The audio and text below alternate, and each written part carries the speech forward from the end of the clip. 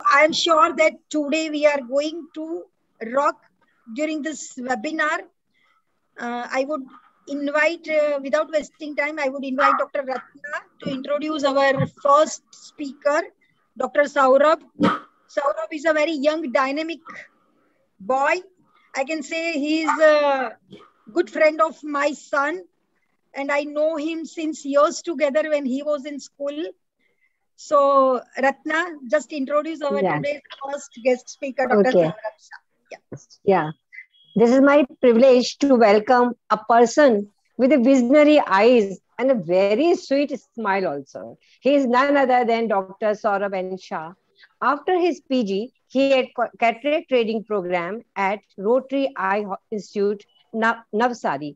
He has done long-term fellowship in comprehensive ophthalmology and advanced phaco-refractive training at renowned Institute of Pune, H.V. Desai Eye Hospital. At present, he is a consultant eye surgeon for cataract and refractive surgery at Prisma Eye Hospital, Surat.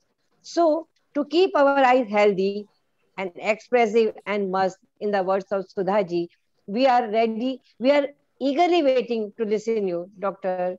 Saurabh and Shah. Thank you, ma'am. Thank you so much for your kind words. And let me share my screen first. Uh, Myself is Dr. Saurabh Shah. I'm a consultant eye surgeon at Prisma Eye Care Hospital, Surat. And today I'm going to talk about vision and eye problems in aging adults. These are the challenges that everyone will face in their lives eventually.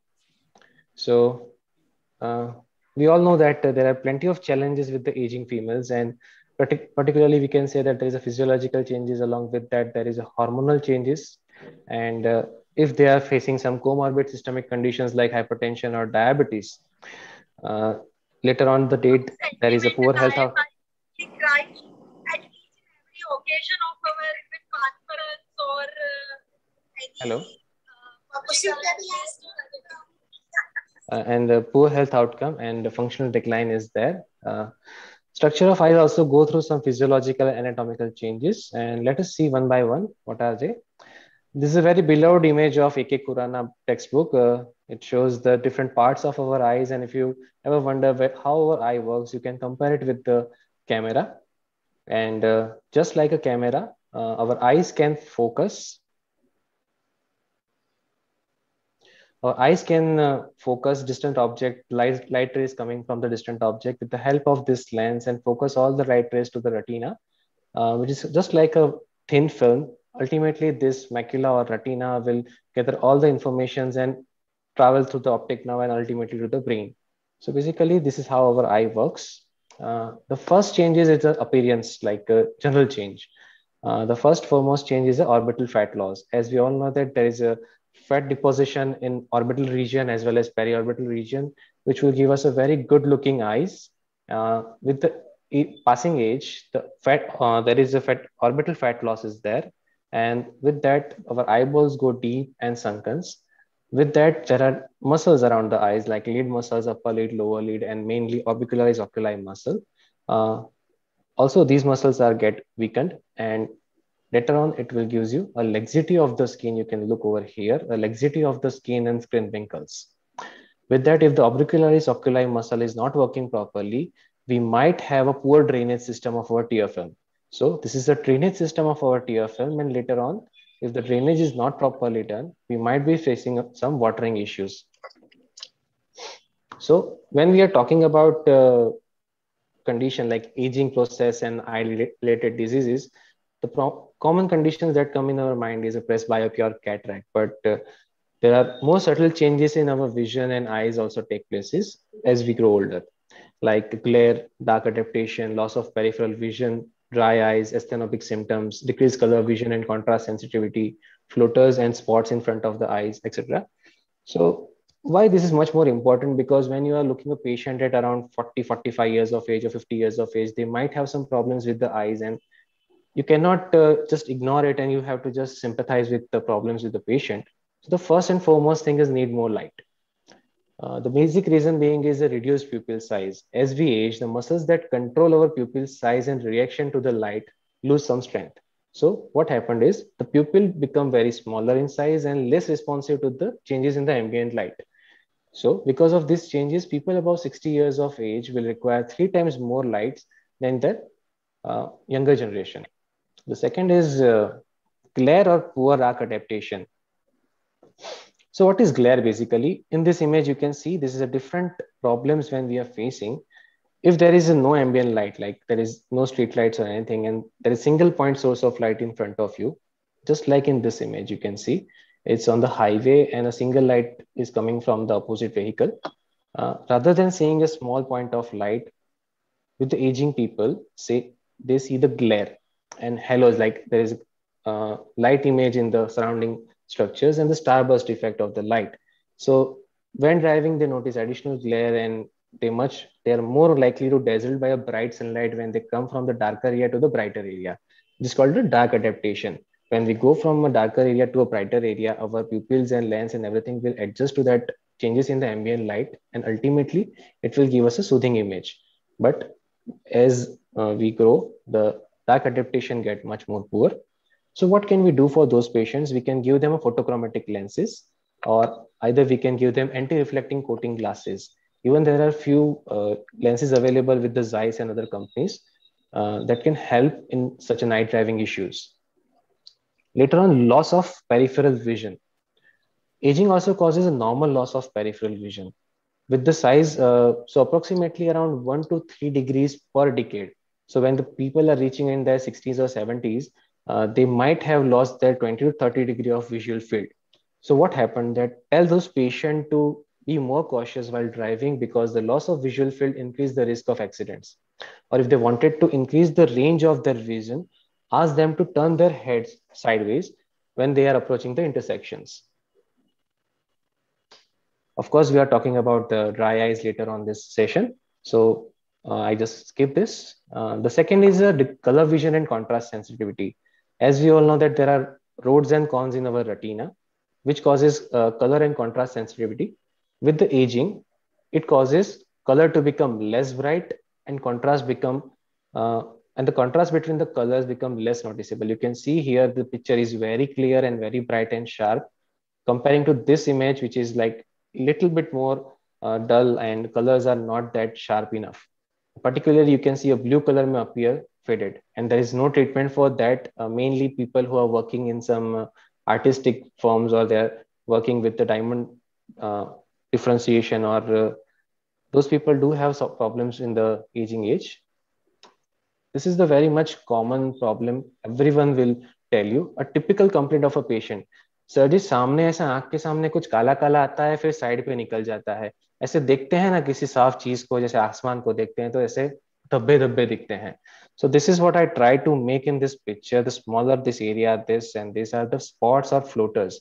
Either they are in a shape of some flies or some kucha or some machhar kind of a thing. So all these things because of vitreous degeneration. We all know that there is a vitreous jelly behind our lenses. With the time passes, this jelly become liquefied, and later on, it will create spots and floaters in our eyes.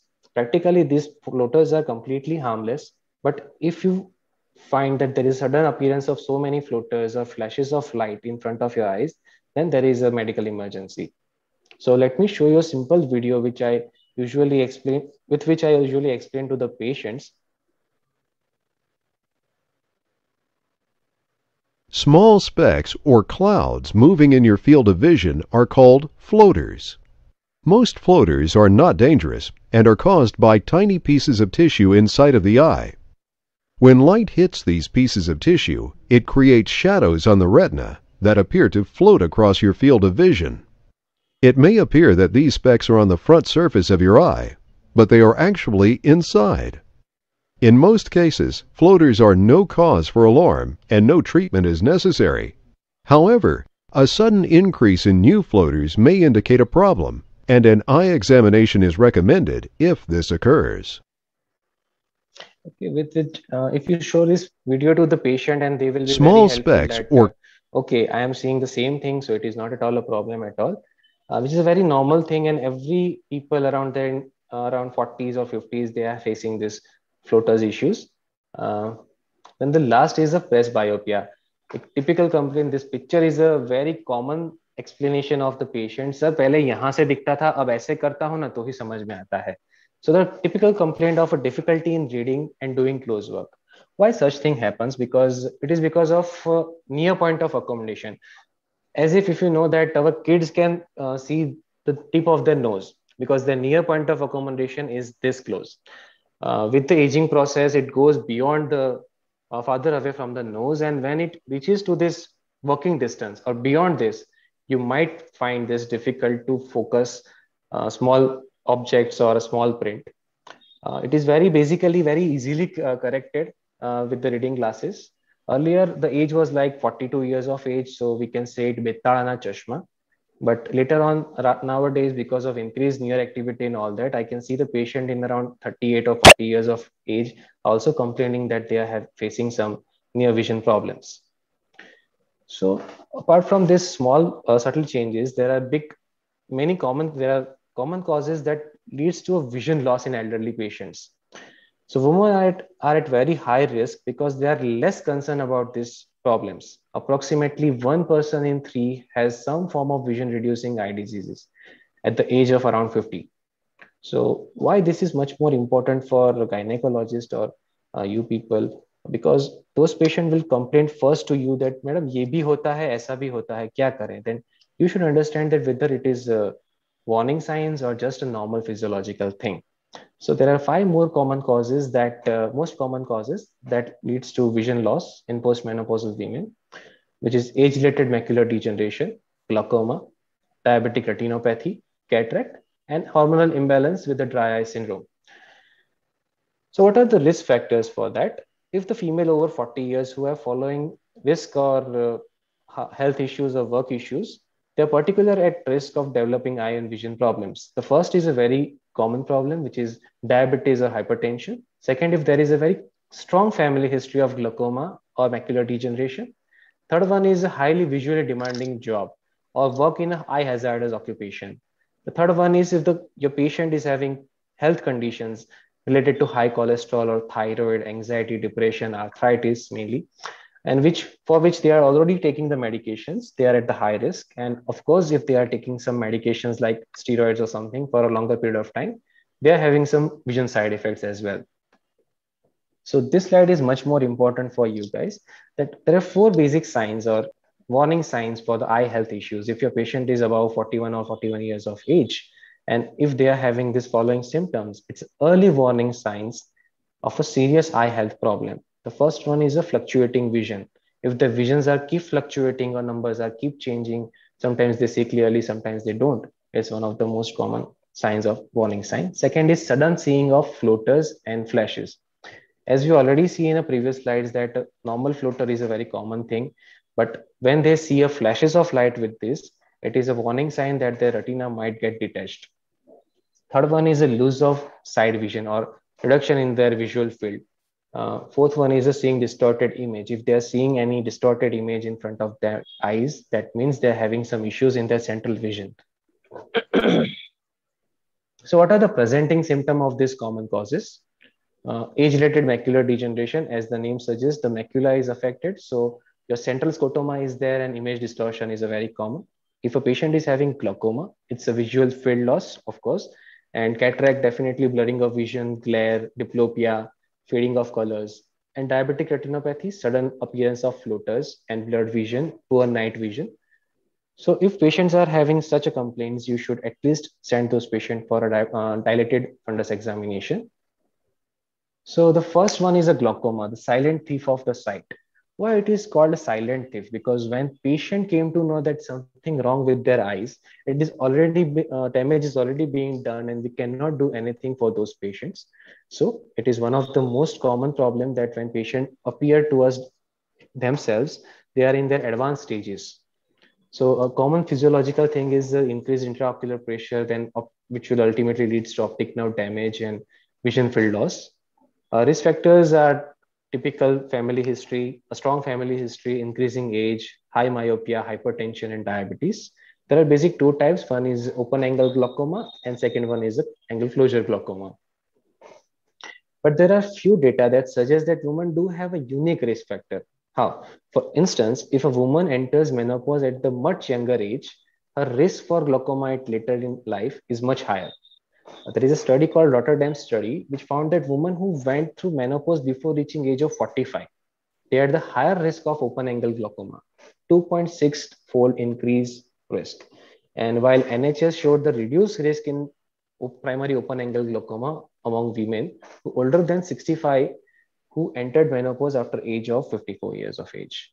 Along with that, when women develop glaucoma, they do have a very lower IOP in comparison to their male counterpart.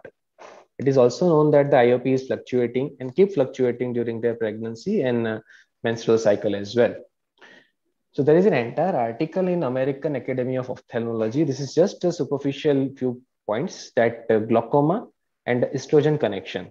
So the mechanism of this glaucoma is completely uncertain how estrogen is protecting effect in glaucoma, but maybe it is neuroprotective. There are estrogen receptors available on ocular tissues. One is the retinal ganglion cells. The ganglion cells are available on the optic disc, which creates the signals and send it to the brain. So these retinal ganglion cells are also maintained by these estrogens. The second is a mechanical theory, which shows that estrogen activates the synthesis of collagen fibers at the level of lamina cribrosa. So what is this lamina cribrosa? It is the base of optic nerve head. So if there is a more number of collagen fibers, the structural compliance is much more. So if the intraocular pressure is high, they don't compress the retinal ganglion cells, and this is how they can survive. There are one more study shows that estrogen has known effect in nitric oxide production, which is important in IOP reductions and regulation and vasodilatation. Along with that, decline in estrogen could diminish the blood flow to the optic nerve head, and ultimately this retinal ganglion cell death occurs, and ultimately we have the advanced stage of glaucoma. There is a newer findings in HRT that a number of studies have suggested hormone replacement therapy in postmenopausal women may be beneficial in reducing the intraocular pressure or incidence of a glaucoma. But all these studies do have one common problem, is that they are having a very smaller size of people. So again, this will require a detailed analysis and a very methodological analysis to come to any bigger conclusion. So what happened in this glaucoma? This is a normal image to explain to the patient that is normal vision. When glaucoma is expanding or with the advancing stage, you will see this over here and here this. They are losing their peripheral vision, and at the end, it is just a tubular vision like this. They cannot see the periphery, only single tubular vision is there. So this is the clinical picture of a glaucoma. The first image over here is a normal image, a normal looking optic disc. And you can see a very normal pinkish color, and neuroretinal rim is also healthy. This is the typical picture of a glaucoma. You can see over here, this. You can see the normal NRR over here and a thinning over here. So neuroretinal rim, which is basically the retinal ganglion cells death, and the NRR is little bit thinning over here. You can see the pallor, central pallor of the optic disc over here. And this is the advanced stage. You can see, you can't see even NRR, hardly any neuroretinal rim left over here, and the complete optic disc pallor over here. So last image is a advanced glaucomatous stage. If a patient comes with such kind of paper with them, this is basically a perimetry report. And this is a perimetry machine, which is still a very gold standard diagnostic tool for glaucoma. And if patient comes with the glaucoma, there are now plenty of anti-glaucoma medications with us. So if patient appear early or in early stages, we can make their life much better. So end stage disease, if this patient comes to us, we cannot do much. We just have to do trabeculectomy and pray for the patient that he will have or she will have a good vision in their life. But it is very late stage, we cannot do anything. The next one is age-related macular degeneration. Again, as I told you, that it is a macular disease which is responsible for your central vision. And when with the aging process, there is a macular degeneration occurs. Common causes or risk factors are advancing age, family history of ARMD, cardiovascular risk factors such as hypertension or cigarette smoking. ARMD has two types. One is a dry ARMD and second is a wet ARMD. One study showed that breastfeeding associated with the lower maternal risk of wet ARMD, because this wet ARMD is much more dangerous The normal hypothesis that author have put forward is breastfeeding may reduce the cardiovascular risk profile, which is in turn result in a protection against the ARMD. So what happened in this ARMD, you can see over here, it's a normal looking fundus, and this is dry RMD. You can see these yellow spots over here. It is called drusense. With time passes, the drusense will join together and make a big geographical atrophy. Drusense hardly cause any vision defect. Maybe patient complained of blurring of vision or something. But if it becomes geographical atrophy over here, patient has a severe vision loss. And this third image shows the wet ARMD, the most dangerous part of this disease. It is characterized by the growth of abnormal vessels from choroidal circulation. So there is a retina over here, and below that there is a choroidal. So from the choroidal vasculature, there is a neovascularization from choroidal vessels to the subretinal space. Ultimately, all this makes a choroidal neovascular membrane, and this abnormal membrane will leak the fluid and blood in the macula, resulting in a blurred or distorted central vision. You can see this is a very normal, clear picture.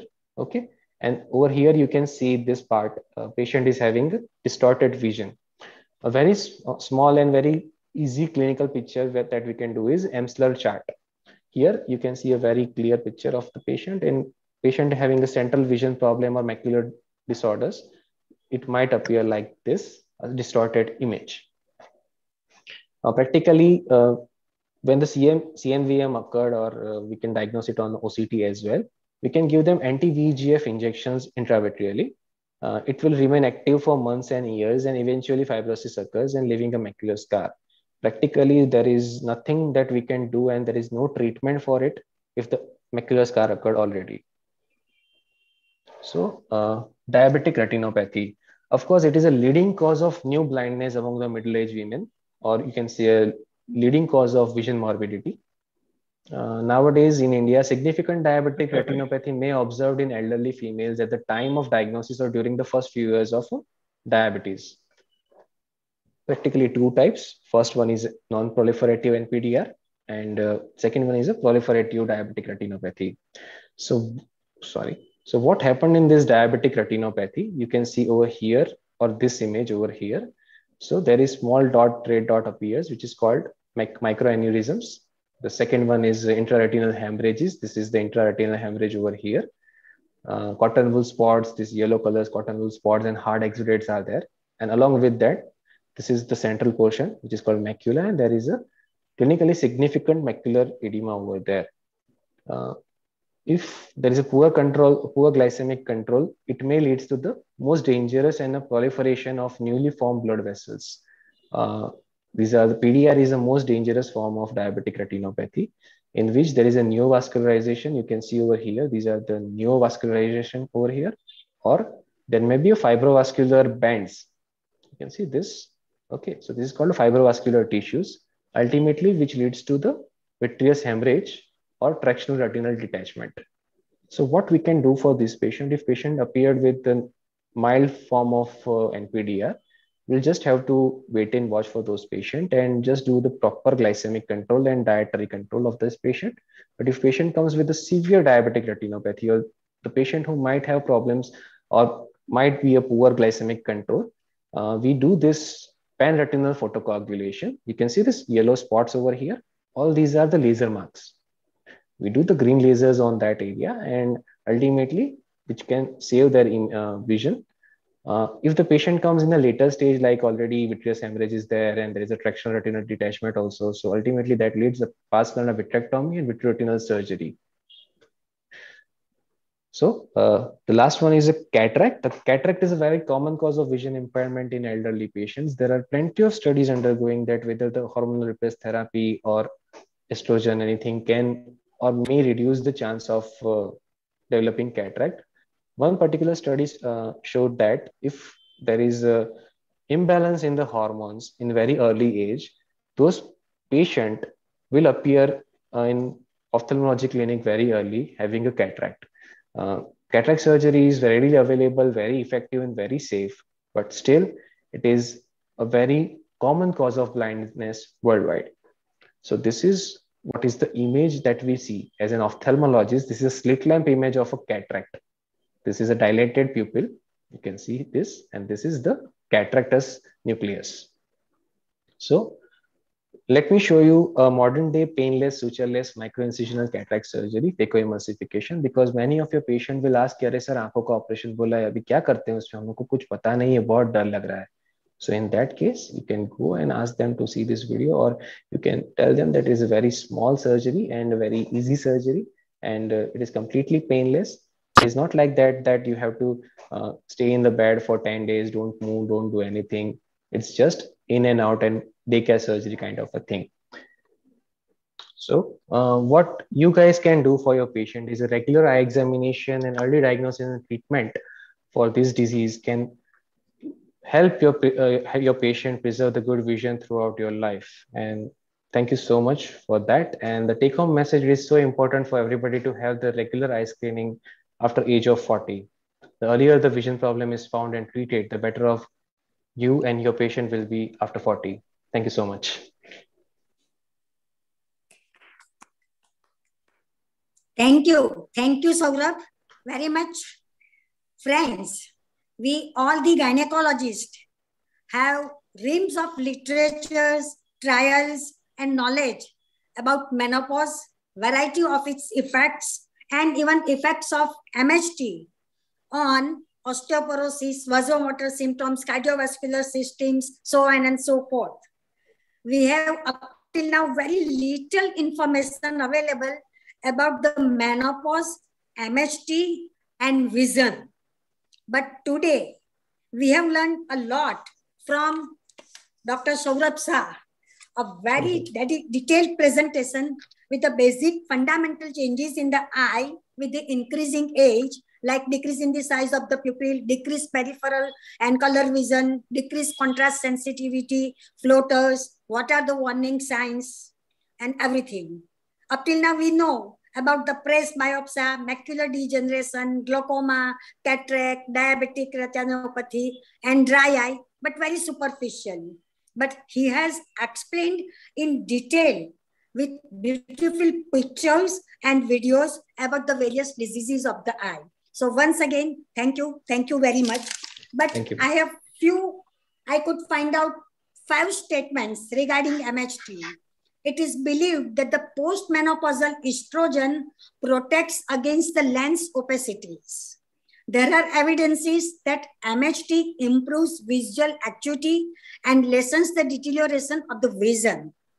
MHT lowers the intraocular pressure and thereby glaucoma.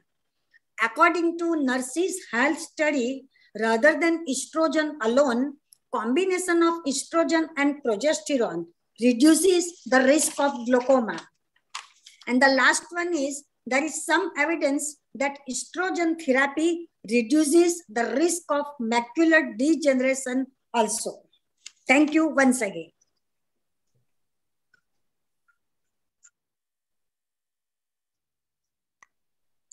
Thank you so much, Dr. Saurabh and Shah, for such a beautiful elaboration of your talk.